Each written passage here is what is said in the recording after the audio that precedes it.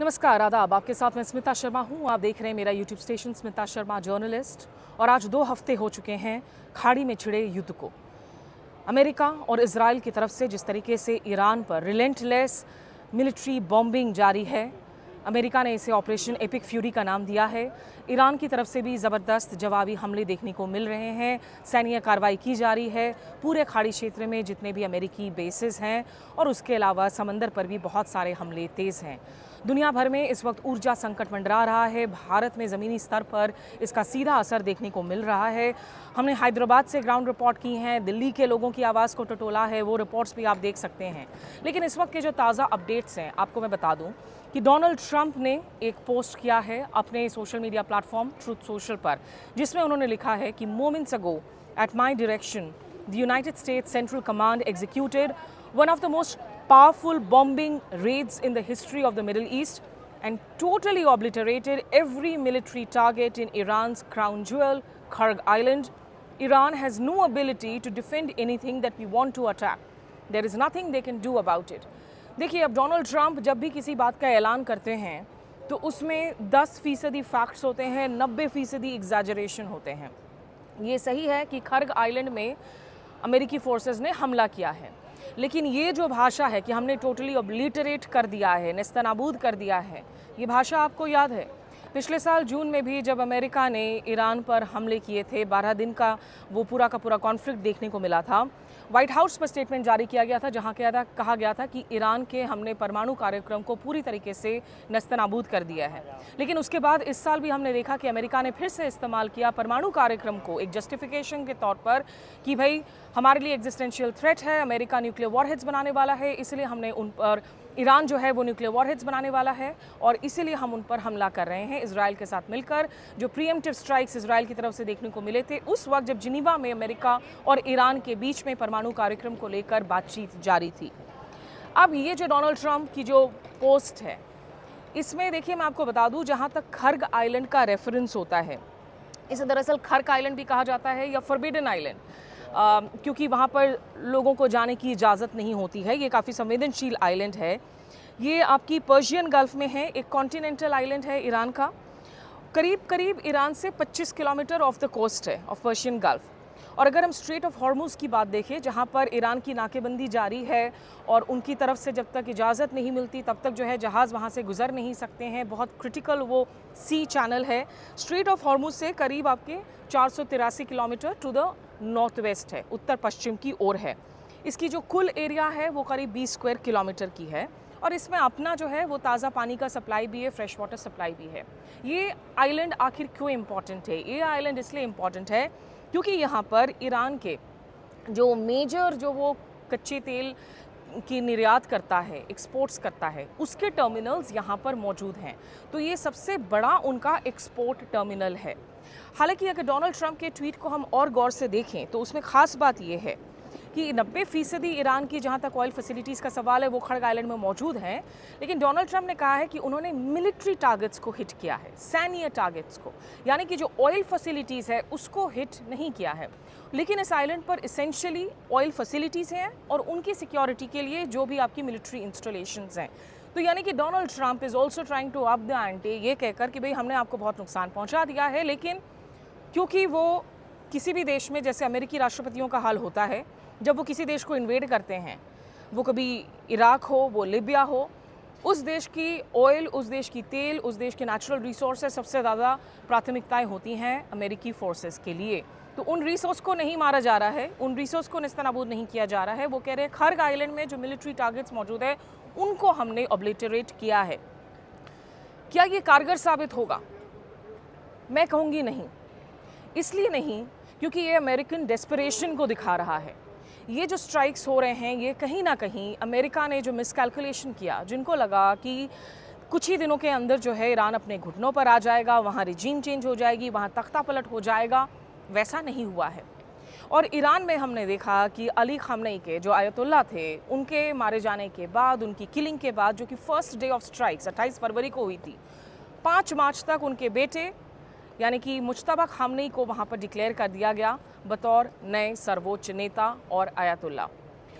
तो मुश्तबा खामनेई को लेकर भी बहुत सारे जो हैं अफवाह फैलाए गए थे कि वो इस वक्त चोटिल हैं, वो आईसीयू में हैं, लेकिन उनकी जो है पहले हमने ऑफिशियल स्टेटमेंट को देखा जिसे एक दिन पहले जारी किया गया था, ईरानी स्टेट टेलीविज़न में उसे सुनाया गया था। उसके बारे में भी मैंने व्लॉग किया है जिसमें उन्होंने बाकायदा साफ कहा कि ये जो युद्ध है वो ईरान झुकने को तैयार नहीं है, ईरान इसे जारी रखेगा और अपने तमाम शहीदों के, मिनाब में जो बच्चियों के जान गए, उन तमाम लोगों के बदले जो है वो लिए जाएंगे। साथ ही स्ट्रेट ऑफ हॉर्मुज़ की जो नाकेबंदी है वो भी जारी रहेगी। रात भर हमने बहुत सारी तस्वीरें देखी।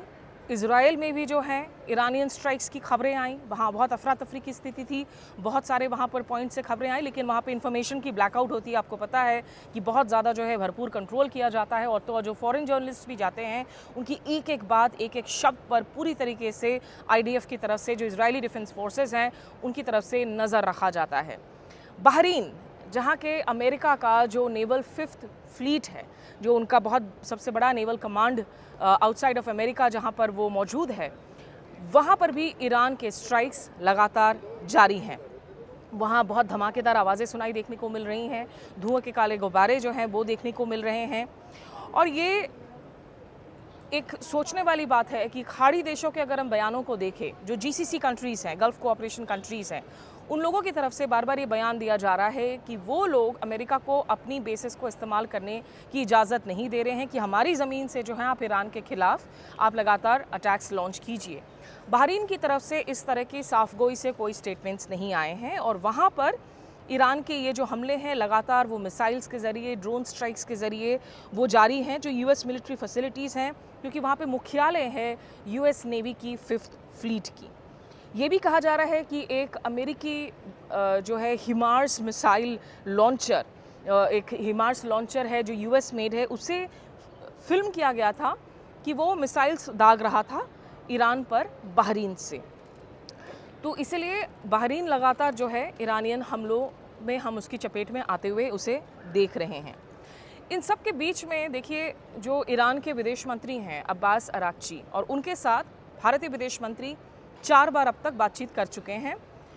एक दिन पहले यानी कि कल जो है शुक्रवार को चौथी बार बातचीत हुई थी दोनों नेताओं के बीच में, जिसके बाद जो प्रेस रिलीज़ आया था उसमें कहा गया था ईरान की तरफ से कि ब्रिक्स पर भी जो है बातचीत हुई है, क्योंकि ब्रिक्स की जो फोरम है जिसमें Brazil, Russia, India, China, south Africa मौजूद हैं, उसकी मेज़बानी इस दफ़ा भारत कर रहा है। भारत में उसको होस्ट किया जाना है, लेकिन ऐसी फीलिंग हो रही है कि उसमें भारत अलग थलग पड़ रहा है। पहले फ़िलिस्तीन को लेकर, गाज़ा को लेकर भारत ने जिस तरह के जो स्टेटमेंट्स दिए, जो पोजीशंस लिए, उससे लगा कि वो इजराइल के बहुत नज़दीक पहुंच चुका है। और उसके बाद अभी ईरान के इस युद्ध को लेकर भी लगातार सवाल यही पूछे जा रहे हैं कि क्या भारत ने अपनी जो रणनीतिक सामरिक आज़ादी है उसे खो दिया है, उसके साथ समझौता कर लिया है। तो अराक्ची के इस बयान में साफ साफ कहा गया था कि ब्रिक्स पर भी जो है बातचीत हुई है। भारत की तरफ से बार बार एनर्जी सिक्योरिटी की बातचीत की जा रही है। लेकिन अब्बास अराक्ची का एक ट्वीट है जिसमें उन्होंने फिनेंशियल टाइम्स अखबार के एक न्यूज़ क्लिप को उन्होंने ट्वीट किया है। उसमें कहा जा रहा है कि देखिए, जिस अमेरिका ने इतने सैंक्शंस लगाए दुनिया के तमाम देशों में, ये कहते हुए कि आप रशिया से ऑयल नहीं खरीद सकते हैं, भारत पर 50% का टैरिफ लगाया गया, जिसमें 25% पेनल्टी था रूस से ऑयल खरीदने के लिए, क्योंकि यूक्रेन युद्ध की शुरुआत होने के बाद से भारत जो है रशियन डिस्काउंटेड ऑयल खरीद रहा है लगातार। तो इसीलिए इसमें रशियन ऑयल खरीदने की वजह से जो पेनल्टी लगा, अब वही अमेरिका उन सैंक्शंस को वेव ऑफ कर रहा है ताकि रशिया से ऑयल खरीदे। भारत को तो बहुत सारे अमेरिकी लीडर्स ने कहा हम आपको इजाज़त देते हैं, we are allowing you, we are permitting you, जो बहुत आपत्तिजनक भाषा है। और वो चाहते हैं कि अब दूसरे देश जो हैं रशिया से ऑयल खरीदे, टैंक अप करें, ऑयल प्राइसेस को स्टेबलाइज करें। तो उन्होंने अब ये भी कहा है कि हम सारे देशों के लिए जो है हम वेवर करेंगे इन सैंक्शंस को, जिसका फ़ायदा ये हो रहा है कि अभी तक रशिया जो डिस्काउंटेड प्राइसेस में तेल बेच रहा था भारत जैसे देशों को, क्योंकि भारत और चीन दो सबसे बड़े उसके खरीदार थे उस तेल के यूक्रेन युद्ध के बाद से, वो डिस्काउंट भी हट गए और रशिया को इस वक्त भारी जो है गेन्स हो रहे हैं इन प्राइसेस में। तो अब्बास अराक्ची ईरान के जो विदेश मंत्री हैं वो लिखते हैं, the United states spent months on bullying India into ending oil imports from Russia. After 2 weeks of war with Iran, White House is now begging the world, including India, to buy Russian crude. Europe thought that backing illegal war on Iran would win US support against Russia. Pathetic. तो जिस America ने भारत पर दबाव बनाया कि आप रूस से तेल नहीं खरीद सकते हैं, वही अमेरिका कह रहा है कि आप जाकर रूस से तेल खरीदिए। और आपको ये भी याद दिला दें कि ये वही डोनाल्ड ट्रंप है जिनके पहले टर्म में भारत पर इतना दबाव बनाया गया कि ईरान से हमारी जो तेल खरीद है उसको हमें शून्य करने की ज़रूरत पड़ी। ईरान से हम तेल खरीदते थे 2017 के पहले, हमारी जो रिफाइनरीज थी वो best suited for Iranian crude, लेकिन उसे हमें बदलना पड़ा। ईरान से तेल खरीदना बंद करना पड़ा क्योंकि उन पर भी सैंक्शंस लगा दिए गए, प्रतिबंध लगा दिए गए। वेनेजुएला से हमें तेल खरीद को रोकना पड़ा। तमाम अमेरिकी दबाव में भारत जब जब झुका है, नुकसान हमारे देश का हुआ है। और सवाल उठ रहे हैं हमारे संप्रभुता को लेकर, हमारी सॉवरेनिटी को लेकर, हमारी फ्रीडम को लेकर कि हम किससे तेल खरीदें, हमारी एनर्जी बास्केट को हम आखिर कैसे एक्सपैंड करें। ईरान से जब तेल खरीदना हमने बंद किया था तो आपको बता दें कि जो टॉप सप्लायर्स थे तेल के, उनमें फिर इराक को शामिल किया गया। इराक से हम काफ़ी तेल सोर्स करने लगे। आज की तारीख में कहने के लिए हम 41 देशों से तेल खरीदते हैं। आप जब जब भारत सरकार को पूछेंगे तो वो कहेंगे कि हमारी एनर्जी बास्केट डाइवर्स है, लेकिन जो क्रिटिकल सी लेन्स हैं अगर वो बंद है, स्ट्रेट ऑफ हॉर्मुज अगर बंद है, जिसमें अब जाकर, जबकि प्रधानमंत्री नरेंद्र मोदी की बात हुई है ईरान के राष्ट्रपति पेजेश्कियां से बहुत कोशिश करने के बाद में, युद्ध के करीब करीब जो है आपके 12-13 दिनों के बाद में, तो उसके बाद भारत की 2 टैंकर्स को जो है इजाज़त मिली है। और ये भी खबरें आ रही हैं कि इनफैक्ट एक सीनियर ईरानियन ऑफिशियल ने CNN इंटरनेशनल को कहा है, ये CNN इंटरनेशनल की रिपोर्ट है, कि ईरान इस बात पर गौर कर रहा है कि हम एक सीमित नंबर ऑफ टैंकर्स को इजाज़त देंगे स्ट्रेट ऑफ हॉर्मुज से गुजरने के लिए, अगर वो उसकी जो पेमेंट्स हैं वो चाइनीज़ युआन में करें। तो देखिए, ईरान को इस वक्त अगर समर्थन मिला हुआ है तो वो चीन और रशिया से मिला हुआ है। और इसलिए भी कहा जा रहा है कि ब्रिक्स फोरम के अंदर भारत अलग थलग दिख रहा है अपनी पोजीशन को लेकर। रूस की तरफ से एड पहुंचाया गया है, रूस पहला देश है जिसने कि इस वक्त एड और असिस्टेंस पहुंचाया है ईरान के अंदर। चीन की तरफ से जो स्कूल कॉलेज स्टूडेंट्स वगैरह मारे गए हैं ईरानियन बच्चे, उनके माँ बाप को कॉम्पनसेशन देने की बात की गई है। चीन मददगार है यहाँ पर, और चीन और रशिया दोनों मिलकर ही इंटेलिजेंस इनपुट्स भी दे रहे हैं, आर्म्स इक्विपमेंट में भी जो है मदद कर रहे हैं, भले ही सीधे तौर पर वो खुद इस कॉन्फ्लिक्ट का हिस्सा नहीं है। तो ये जो ईरान ने इस वक्त कहा है, पेजेश्कियां और मोदी के बीच हुई बातचीत के बाद में, जयशंकर और अरागची के हुई बातचीत के बाद में, हमें ये पता है इस वक्त कि 2 भारतीय जो LPG टैंकर्स हैं, विच इज़ शिवालिक और नंदा देवी, उसको इजाज़त मिली है स्ट्रेट ऑफ हॉर्मुज से पास करने की। हम उम्मीद कर रहे हैं कि जल्द ही जो हैं वो भारत पहुंचेंगे। जो इस वक्त भारत की जो LPG क्राइसिस है उसके लिए बहुत बड़ी जो है एक राहत की बात होगी। और ये भारतीय जो हमारी नौसेना है वो इन शिप्स को एस्कॉर्ट कर रही हैं, इनके लिए क्लियरेंस मिली है, क्योंकि स्ट्रेट ऑफ हॉर्मुज में लगातार बहुत शिप्स फंसी हुई हैं, वो वहाँ से गुजरने का हिम्मत नहीं कर पा रही हैं कि कहीं ईरान की स्ट्राइक्स ना हो जाए। उस एरिया में माइनिंग करने की बात की जा रही है, ईरान ने वहाँ पे माइंस लगाए हुए हैं।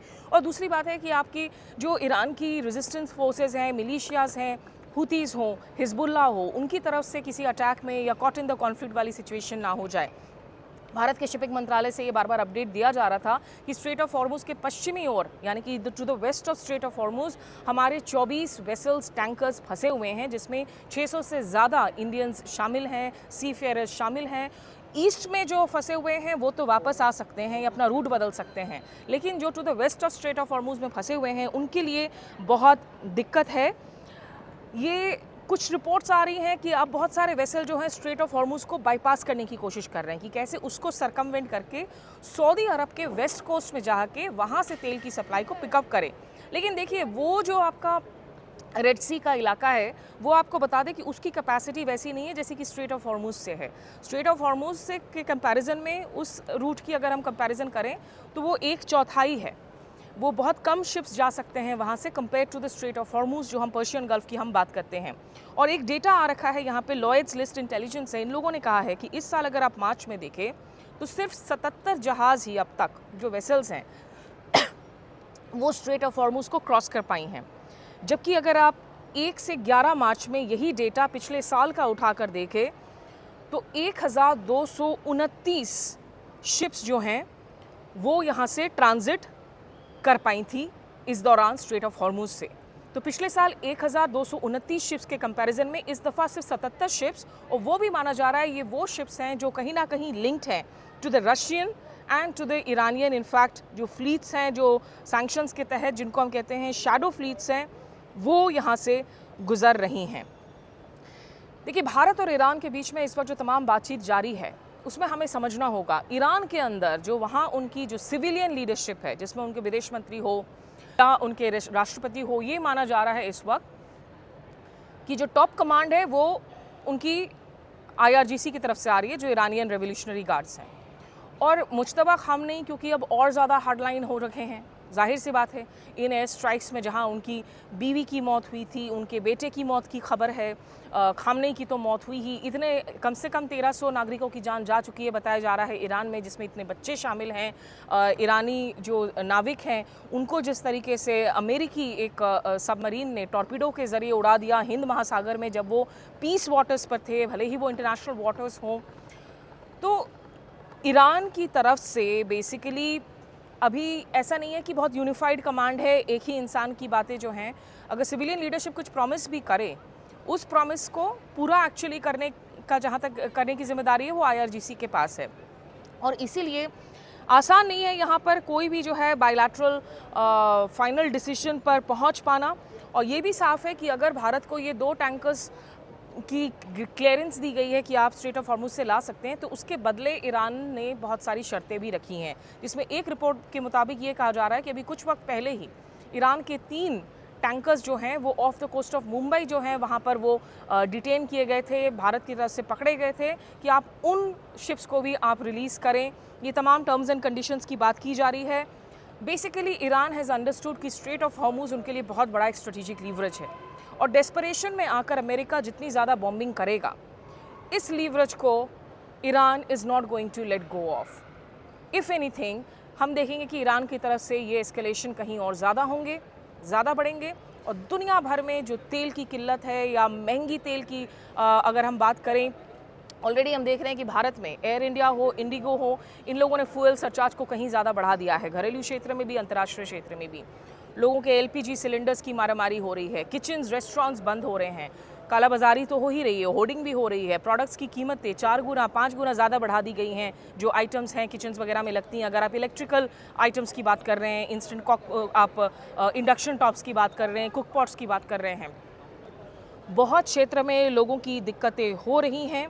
एक इंटरेस्टिंग फैक्ट है जो कबीर तनेजा रिसर्च स्कॉलर हैं, उन्होंने पॉइंट आउट किया है ट्विटर पर, जिसमें वो कहते हैं कि 1975 में भारत और ईरान ने मिलकर ईरानो हिंद शिपिंग कंपनी बनाया था टू फैसिलिटेट ट्रेड, खास करके iron ore and oil, and the company had its own small fleet. इनकी अपनी जो है, तो आप सोचिए एक संयुक्त जो है एक साझा शिपिंग एक कंपनी बनाई गई भारत और ईरान की तरफ से 1975 में। लेकिन 2013 में क्योंकि ईरान पर अमेरिका के सैंक्शंस लगने लगे, वेस्टर्न वर्ल्ड के सैंक्शंस लगने लगे और पॉलिटिकल विल की कमी होने लगी, तो फाइनली इसको डिसॉल्व कर दिया गया। अगर वो होता तो हमारे लिए मददगार साबित होता। और आखिरी में आपको 2 और अपडेट बता दूं कि पीट हेग्सेट की तरफ से बताया जा रहा है कि सेंटकॉम, जो US की सेंट्रल कमांड है, उन्होंने एक एम्फीबियस ग्रुप को रेडी किया है। एम्फीबियस ग्रुप यानी कि सेना की वो टुकड़ी जो ज़मीन पर भी कार्रवाई कर सकती है और पानी के अंदर भी कार्रवाई कर सकती है। तो इसमें मरीन्स होते हैं, इसमें आर्म्ड फोर्सेस के लोग होते हैं, करीब करीब आपके वॉरशिप्स के साथ साथ 5000 मरीन्स की टुकड़ियाँ उसको अप्रूवल दी है, जिससे ऐसा लग रहा है कि अमेरिका ने रूल आउट नहीं किया है कि वो ग्राउंड इन्वेजन करेंगे। और ऐसा हुआ तो ये युद्ध और चलेगा और लंबा जो है इसे हम छिड़ता हुआ देखेंगे। और भारत के लिए एक और दुखद खबर है कि 2 और भारतीय नागरिकों की निधन हुई है। ओमान में सोहार में जो हमले जारी हुए हैं, बहुत सारे भारतीय नागरिक इसमें इंजर्ड भी हुए हैं। इसकी जानकारी विदेश मंत्रालय के प्रवक्ता रणधीर जायसवाल ने दी है। तो फ़िलहाल के लिए बस यही अपडेट्स आप लोगों तक पहुंचानी थी। लेकिन डोनाल्ड ट्रंप जितनी दफ़ा जो है अपनी ऑल कैपिटल्स एक्सक्लेमेशन मार्क के साथ फिलीबस्टरिंग करते हैं, एग्जैजरेशन करते हैं, दुनिया की मुसीबतें उतनी ही ज़्यादा और बढ़ती जा रही हैं। हमारे साथ जुड़ने के लिए शुक्रिया। नमस्कार, आदाब।